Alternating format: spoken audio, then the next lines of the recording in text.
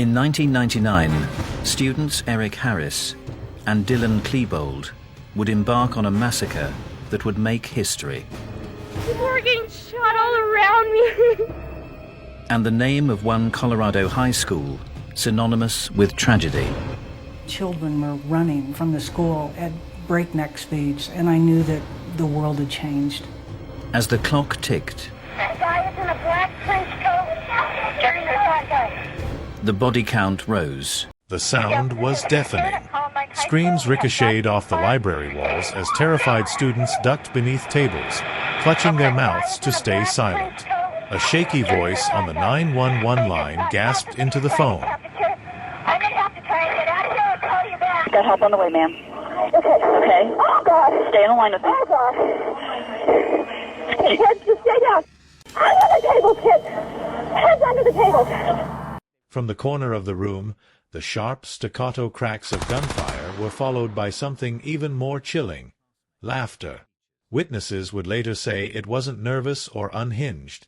It was deliberate, almost playful, as if the shooters were savoring the chaos they had unleashed. And then we heard, like, popping, and we didn't know what it was, and then I looked out the window, and there's this guy throwing, like, a pipe bomb at all the cars. And then he came in, they, like, started blowing up and shooting everyone in the cafeteria, and then you could hear them laughing and running upstairs, and they were shooting anyone of color wearing a white hat or played a sport. Outside, the spring sun shone over Columbine High School in Littleton, Colorado, but inside it was already a war zone. In less than an hour, the quiet suburban school would be transformed into the scene of one of the most infamous massacres in American history. And the truth behind what happened that day is far darker than anyone imagined. Wait. 911. Yes, this is Sharon at On the morning of April 20th, 1999, Columbine High School looked like any other American suburban campus.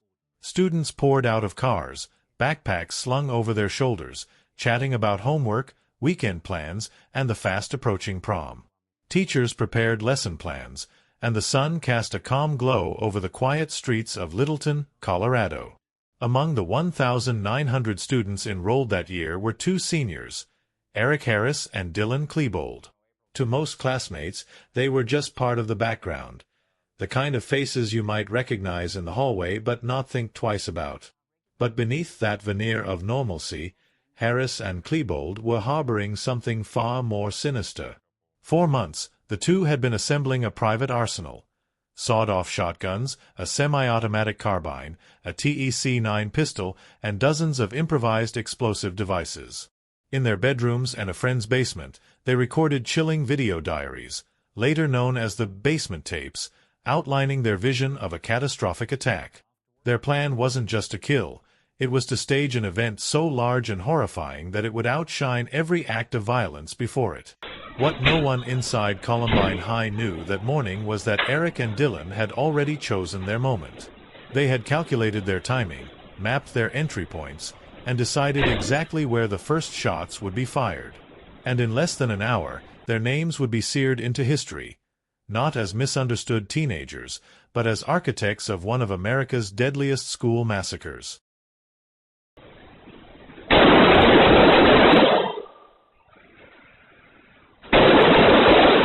And they didn't care who it was, and it was all at close range. What did you see? You have blood on your hands. Everyone around me got shot, and I begged him for 10 minutes not to shoot me. And he just put the gun in my face and started bleeding everywhere and started laughing, saying that it was all because people were mean to him last year. Who were these people? I don't know. You saw other people get... He did it right in front of us. In hindsight, the clues had been there, scattered like shards of broken glass.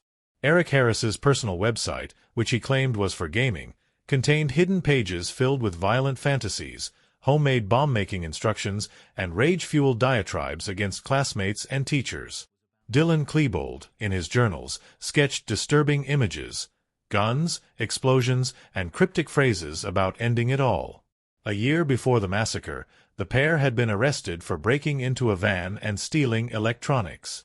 They completed a juvenile diversion program, convincing probation officers they were on the right path. What no one knew was that the incident had only deepened their resentment toward the world. Friends recalled unsettling conversations, Eric boasting about pipe bombs, Dylan joking darkly about something big happening at school.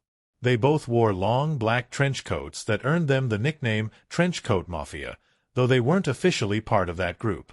The coats weren't a fashion statement, they were a way to conceal weapons. On the morning of April 20th, some students noticed the pair moving with an eerie sense of purpose. Their cars were parked strategically in the student lot, each rigged with a propane bomb set to detonate at lunchtime. But no one connected the dots, not yet. To the casual observer, it was just another Tuesday in April. Until 11:19 a.m., when the first gunshots shattered the illusion. Columbine High School, we have shots being fired. Okay. The guy is in a black trench coat. Getting the shot guy. They just shot somebody inside the cafeteria. I'm going to have to try and get out of here and call you back. At exactly 11:19 a.m., the quiet outside Columbine High School exploded into chaos. Eric Harris, wearing his black trench coat, stepped from the top of the west entrance steps and leveled his carbine toward the grassy hill where students sat eating lunch. Dylan Klebold, moving in tandem, raised his TEC-9. The first bursts of gunfire cut through the spring air, sending students scrambling in every direction. Rachel Scott, 17 years old, never had a chance. She was struck multiple times as she sat with her friend Richard Castaldo, who was critically wounded. Seconds later, 15-year-old Daniel Rohrbaugh was gunned down near the school's doorway. Inside, teacher Patty Nielsen heard what she thought was construction noise, until she saw a student collapse outside the window. She grabbed a phone and dialed 911 from the school's library. "They're shooting." "Oh God, the library, there's kids in here," she whispered urgently into the receiver. Her words were punctuated by the muffled pops of gunfire and the pounding of terrified footsteps. The school security cameras captured grainy images of Harris and Klebold striding through the hallways, weapons in hand, moving with unsettling calm. Outside, the first police units arrived, ducking behind patrol cars as bullets cracked against brick walls and shattered glass. Officers could see students fleeing from the west doors, their hands raised, faces pale with shock. What they didn't know yet was that the most horrific chapter was still to come, and it would take place in the library. At exactly 11:19 a.m., the quiet outside Columbine High School exploded into chaos. Eric Harris, wearing his black trench coat, stepped from the top of the west entrance steps and leveled his carbine toward the grassy hill where students sat eating lunch. Dylan Klebold, moving in tandem, raised his TEC-9. The first bursts of gunfire cut through the spring air, sending students scrambling in every direction. Rachel Scott, 17 years old, never had a chance. She was struck multiple times as she sat with her friend Richard Castaldo, who was critically wounded. Seconds later, 15-year-old Daniel Rohrbaugh was gunned down near the school's doorway. Inside, teacher Patty Nielsen heard what she thought was construction noise, until she saw a student collapse outside the window. She grabbed a phone and dialed 911 from the school's library. "They're shooting." "Oh God, the library, there's kids in here," she whispered urgently into the receiver. Her words were punctuated by the muffled pops of gunfire and the pounding of terrified footsteps. The school security cameras captured grainy images of Harris and Klebold striding through the hallways, weapons in hand, moving with unsettling calm. Outside, the first police units arrived, ducking behind patrol cars as bullets cracked against brick walls and shattered glass. Officers could see students fleeing from the west doors, their hands raised, faces pale with shock. What they didn't know yet was that the most horrific chapter was still to come, and it would take place in the library. When the first 911 calls poured in, Jefferson County deputies rushed toward Columbine High School, their radios alive with fractured reports. Multiple shooters, explosions in the cafeteria, dozens injured. Outside, officers established a perimeter, unaware that the suspects were still roaming the halls. At the time, active shooter protocols were not what they are today. Police were trained to secure and contain, not immediately pursue. As SWAT teams began to assemble, the fire alarms blared inside the building. One of the propane bombs in the cafeteria had partially ignited, filling the lower level with smoke. Surveillance footage from the lunchroom later showed the eerie sequence: the two massive propane tanks under the tables, the flicker of a small explosion, and then the moment Harris and Klebold entered, weapons drawn, scanning for movement. Investigators recovered several unexploded devices within the first hour. Pipe bombs scattered across the campus grounds, crude grenades fashioned from CO2 canisters, and the two main propane bombs that, had they detonated, would have caused catastrophic structural collapse. Bomb technicians in heavy gear worked methodically to neutralize each one, all while gunfire still echoed from inside. Witnesses fleeing the building described the attackers in chillingly precise terms: black trench coats, combat boots, gloves, and an almost mechanical approach to killing. Students recalled how the shooters moved through the library, taunting victims, asking some their names before pulling the trigger. Outside, investigators began piecing together who they were dealing with. License plate records linked two suspiciously parked vehicles to Harris and Klebold. A quick check of school records confirmed they were both seniors, and both missing from their morning classes. Within minutes, the search shifted from who to how many more were involved. Rumors swirled about additional accomplices or bombs hidden throughout the school. The chaos, the uncertainty, and the sheer scale of violence unfolding in real time made it clear: this was unlike anything American law enforcement had ever faced inside a school. By 11:29 a.m., the library had become the epicenter of the massacre. Inside, Harris and Klebold executed 10 students in less than 7 minutes, wounding many more.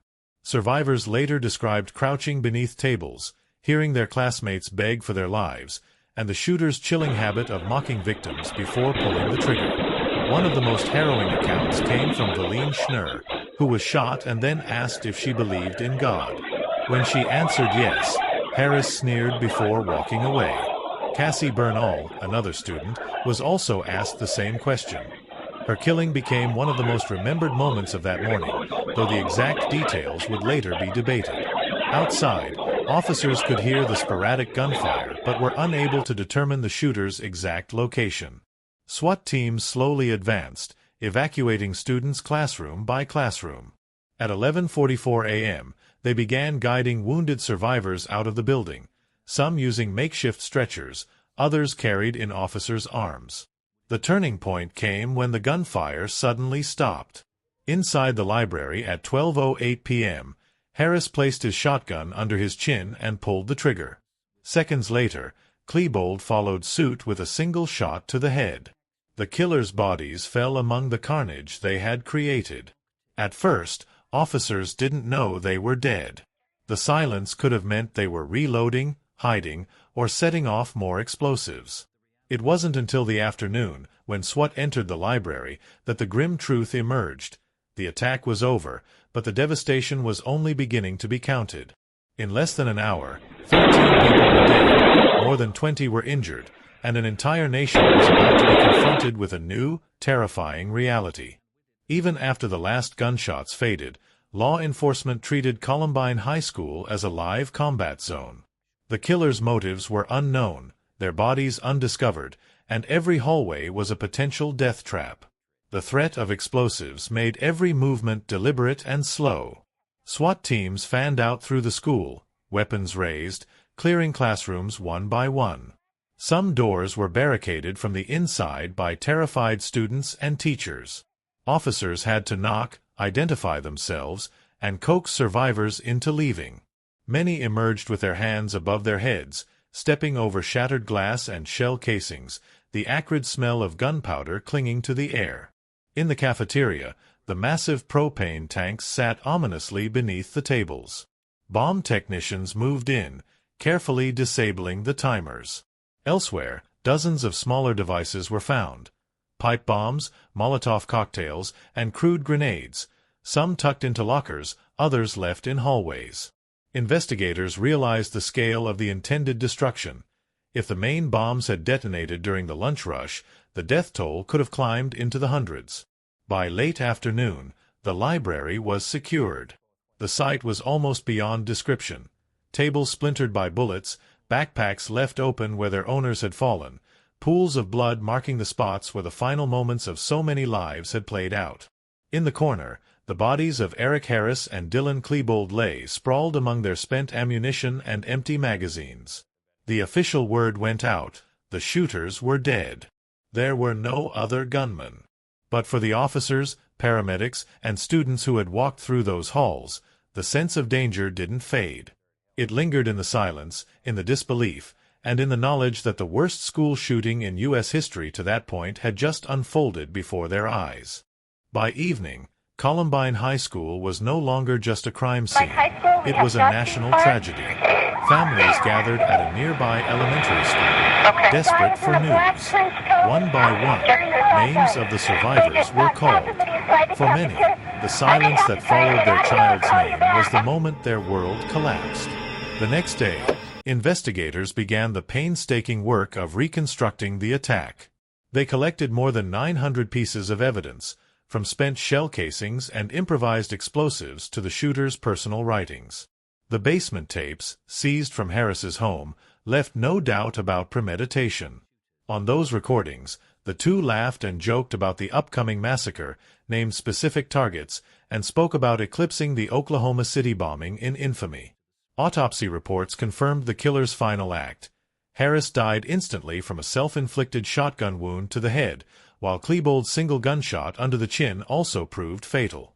Toxicology screens found no drugs or alcohol in their systems. They had carried out the massacre fully aware, fully sober.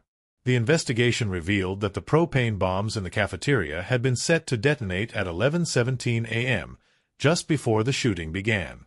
A malfunction spared hundreds of lives, but the failure didn't stop the killers from executing the second phase of their plan.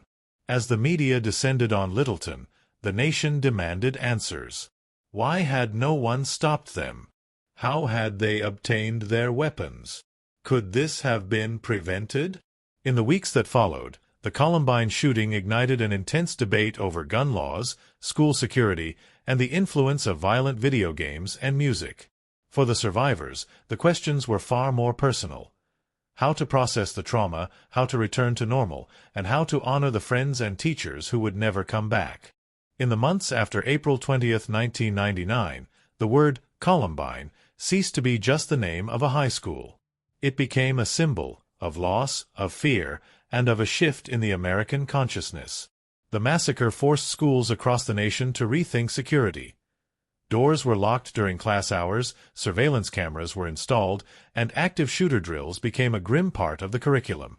Politically, the attack reignited the battle over gun control. Lawmakers pushed for tighter background checks, restrictions on private firearm sales, and better tracking of high-capacity magazines. At the same time, a cultural debate raged over the role of violent media. Parents, politicians, and pundits pointed fingers at first-person shooter games, heavy metal lyrics, and internet subcultures, searching for a reason that could explain the unthinkable. For the survivors, there was no tidy explanation, only the long road of recovery. Some, like Richard Castaldo, would live with permanent injuries. Others carried invisible wounds, haunted by flashbacks of crouching beneath library tables, the sound of gunfire, and the laughter of their killers. Eric Harris and Dylan Klebold left behind no real answers in their writings, only contradictions. Grandiose manifestos alongside petty grudges, a lust for infamy coupled with the certainty that they would not live to see it.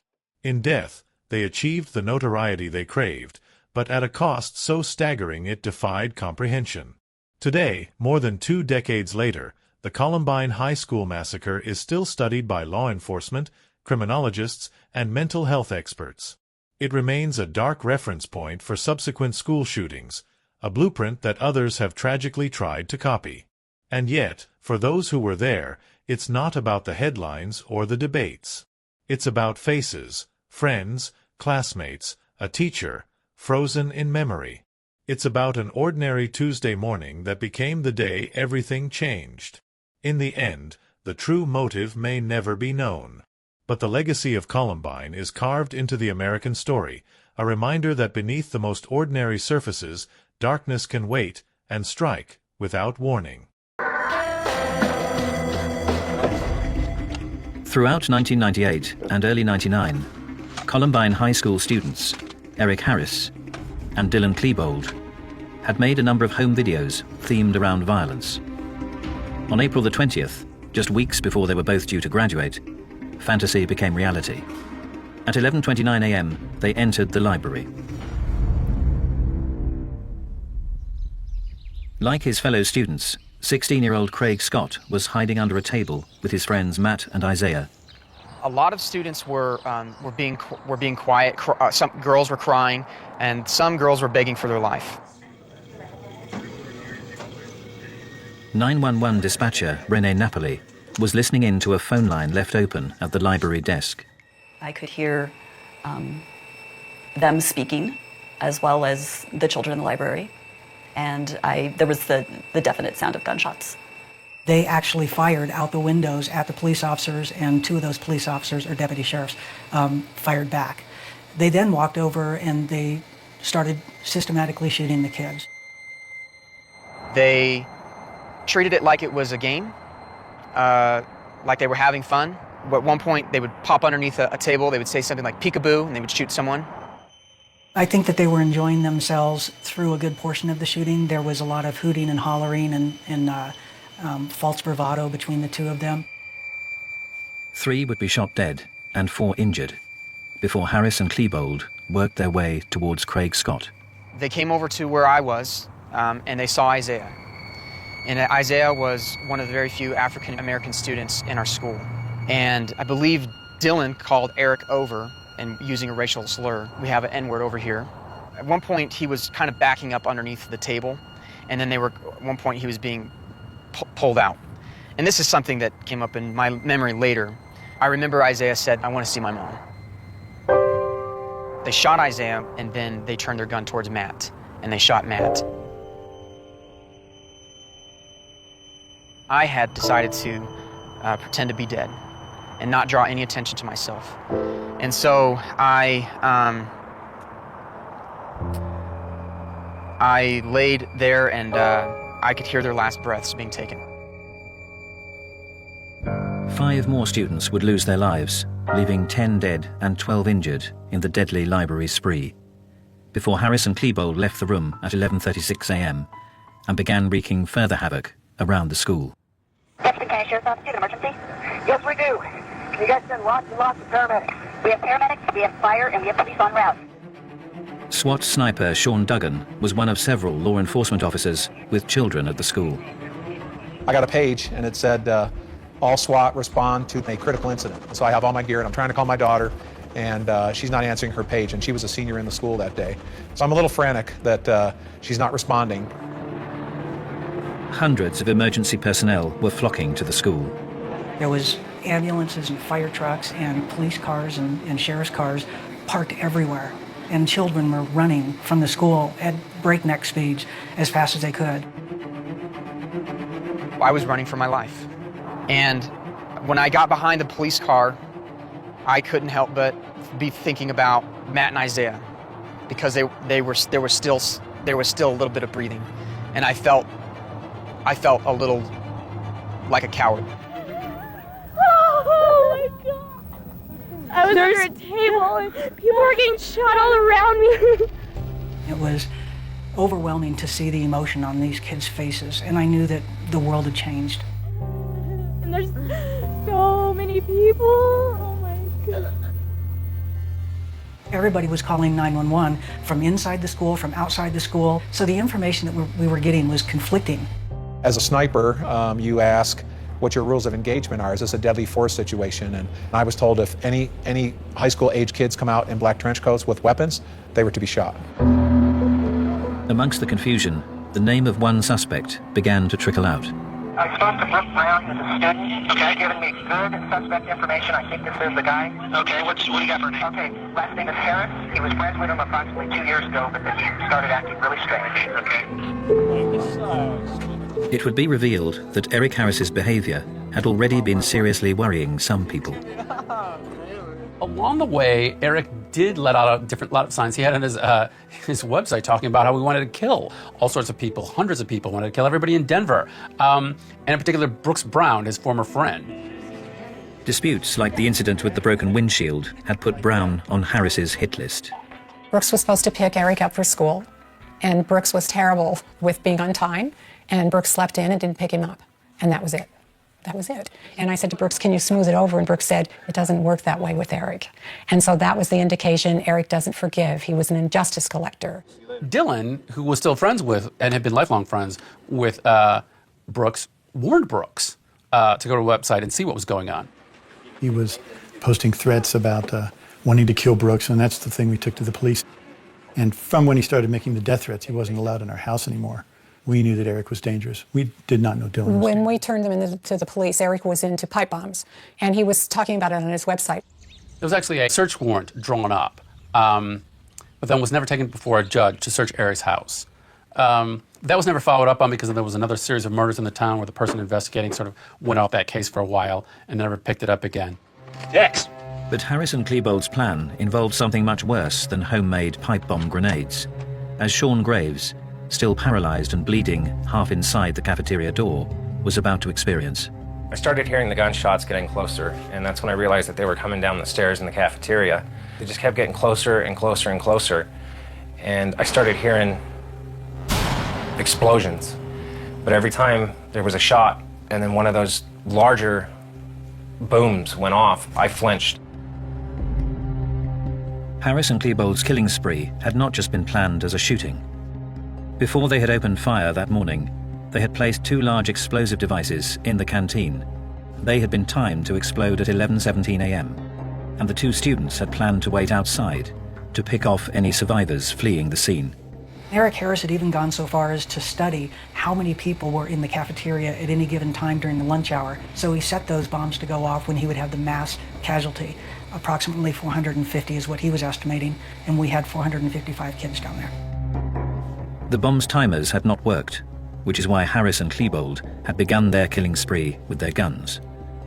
However, they'd not given up on their dream of blowing up the school. Well, I didn't know it at the time. There was actually a propane canister bomb, essentially, that was no more than 5 feet from where I was laying, and they were shooting at it, trying to get the bomb to go off.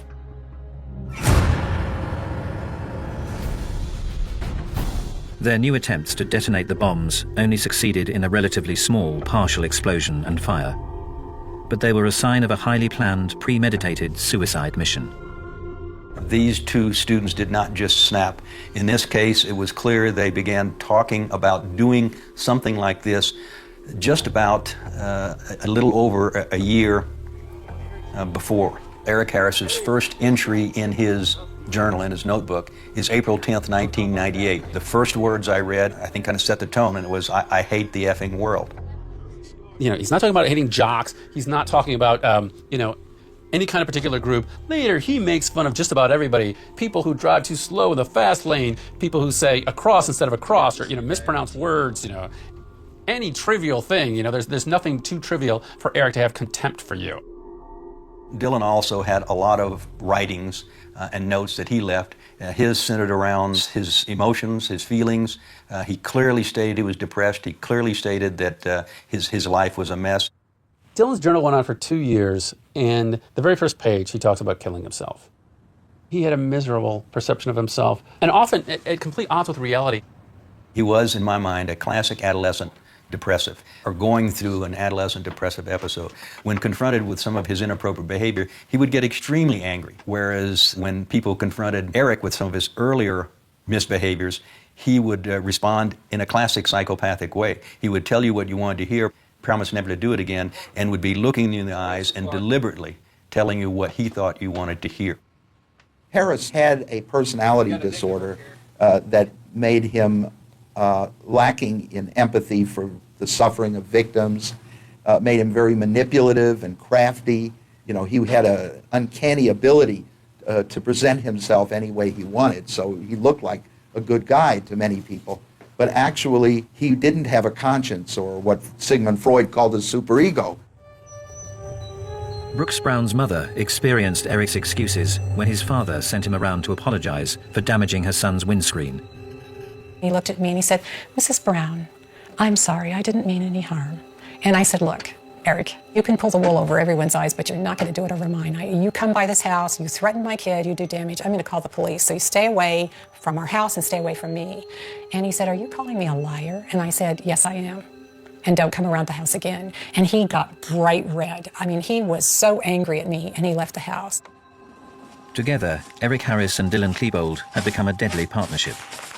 And the two killers were now wreaking havoc not only inside the school, but outside too, as parents feared for the fate of their children. About the time I got to my sniper position, my phone rang and it was my daughter. And I said, "Are you okay?" She says, "Yeah, I'm home." And I said, "Okay, I have to go. I love you." And we hung up. Many parents, including Daniel Mauser's father, learned of the unfolding events through the media. There on the television was news coverage. It looked terrible. But I said to myself, well, if there's something going wrong at the school, certainly my son wouldn't be involved. He was not somebody who'd be in trouble or being targeted by somebody. When I got home, my wife had a very concerned look on her face. Why wasn't he calling us? So I agreed to go to another school where a number of the students were being taken in school buses after they escaped. And as I was driving, I was listening to the news coverage. And at one point, I heard them mention that they were taking some students to the hospital. And one of the ones they mentioned was a 15-year-old boy who was shot. So of course, the first thing I thought was, 15 years old, that's how old Daniel is. What if that's Daniel? Could that be my son? At the nearby elementary school, many parents would be reunited with their traumatized kids. I saw parents walking out with children. And I just said to myself, I want to be one of them. I want to get this over with. I want to be one of those people. By 12:02 p.m., Columbine High School, cafeteria exit, student Sean Graves, bleeding profusely, had passed out. Meanwhile, 2 medic units approached his location. I drove around the south side as we're pulling into the parking lot through all the cars, see several students hiding behind cars, several deputies with their weapons trained on the building. I couldn't figure out what woke me up, but when I did snap back to it, there was some commotion behind me, and as I overlooked my shoulder, there was an ambulance sitting right behind me. I saw 2 paramedics. One jumped out of the driver's seat and the other from the back of the ambulance, and they grabbed me, picked me up by my shirt and my belt, and they were dragging me out. And I remember just looking down to see my arms and my legs dangling. And that's when the shooters realized that somebody was down there helping us, and I could see the concrete, just poofs of white dust. They were opening fire on us. They were trying to kill us again. Holed up amongst the dead and injured in the library, Eric Harris and Dylan Klebold now had their weapons trained on the paramedics and casualties below.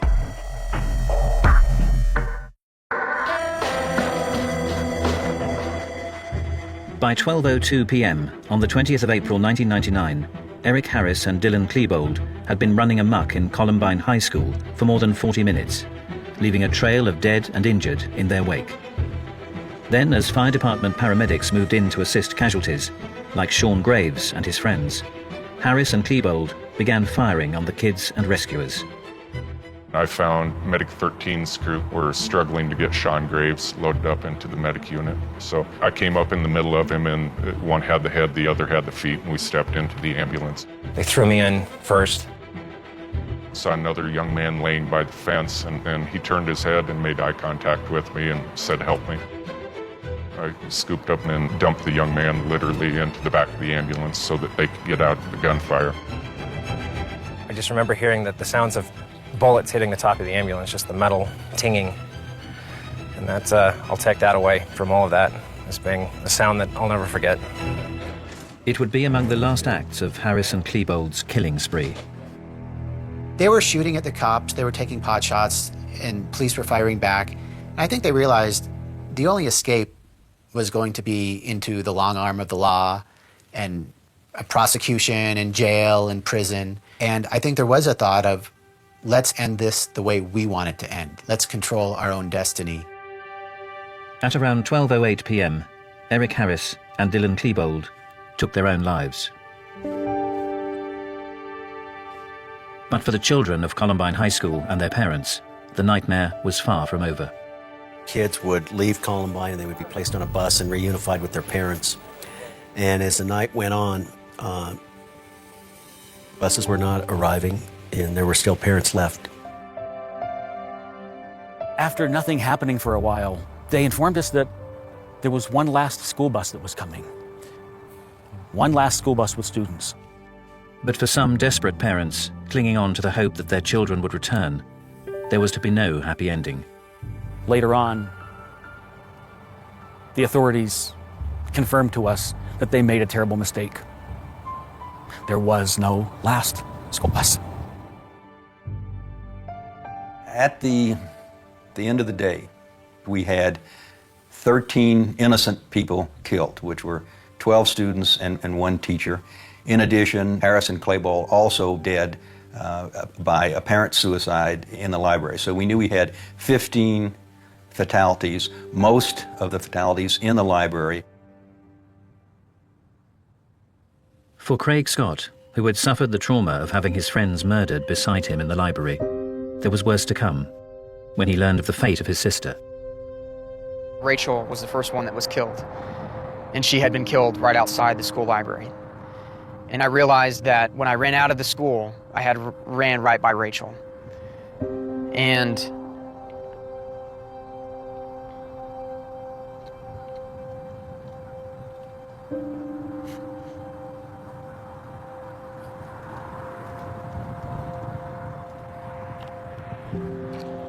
my son was one of the last that was shot. He was next to last who was shot. And from the reports that we have, Eric Harris looked at Daniel and insulted him. I believe it was he called him Four Eyes because he wore glasses. And he fired a shot that went into Daniel's hand. Daniel fought back. He took the chair that was there and he pushed it towards Eric Harris. And for that, he paid with his life. Eric Harris fired one more time and shot him in the face. Killed him. So what caused these two students, both just weeks away from graduating, to have such disdain for human life? These two kids did not come out of their mother's womb hating. What happened from the time they were born to the time that they carried out this horrific act? One thing that is erroneous is to talk about why they did this, implying that it was for the same reasons. They were two basically different guys. In my colloquialisms, I would say Eric Harris was filled with anger, with rage. He wanted to hurt other people and didn't care if he died.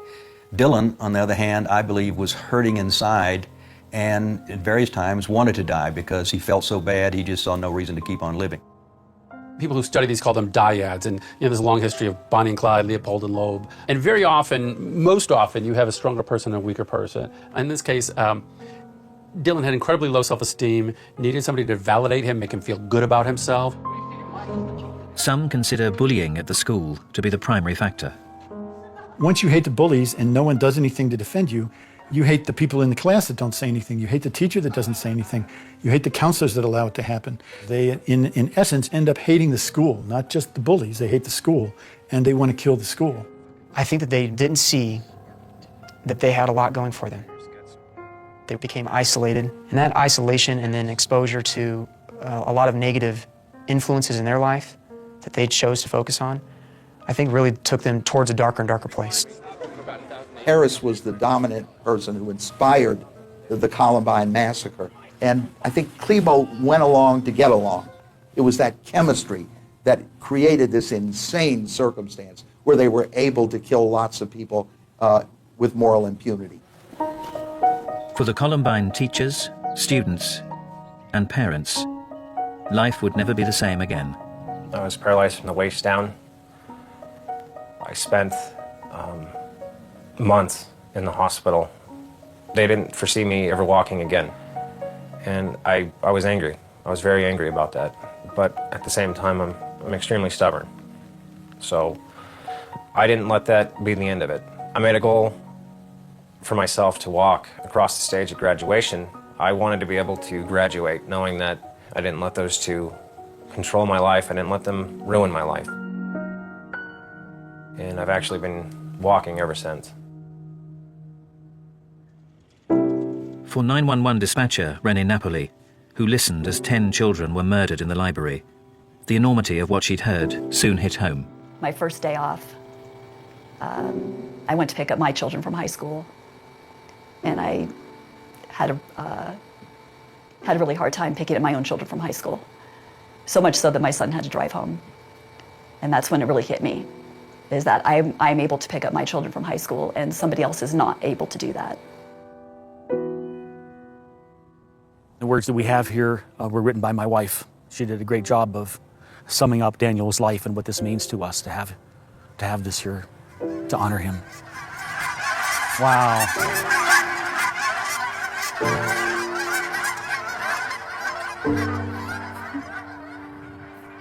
It's like they did it for Daniel.